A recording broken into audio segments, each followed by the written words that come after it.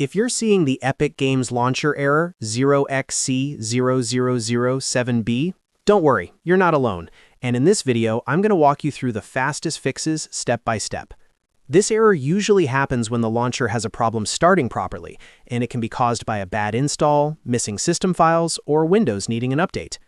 The good news is that in many cases, you can fix it in just a few minutes without needing advanced tech skills.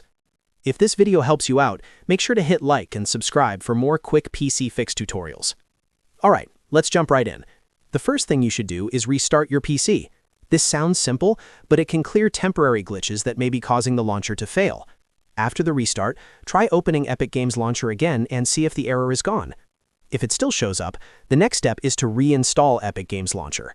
Sometimes the installation becomes corrupted, and reinstalling gives you a fresh copy of the program files. To do this, uninstall Epic Games Launcher from your computer, then download the latest version from the official Epic Games website and install it again. Once that's done, try launching it one more time. If the issue is still there, the next thing to try is running Epic Games Launcher as an administrator. Right-click the launcher shortcut, choose Run as Administrator, and see if that allows it to start correctly. This can help if Windows is blocking certain permissions the launcher needs. Another very important fix is updating Windows to the latest version. Outdated Windows files can sometimes cause compatibility problems and trigger error 0xc00007b. So go to your Windows Update settings and install any available updates.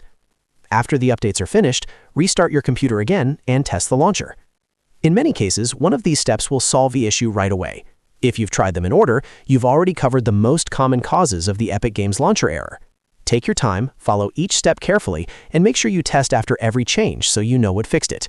And if this tutorial saved you time, please hit that like button and subscribe so you don't miss more easy troubleshooting guides. Thanks for watching, and I'll see you in the next one.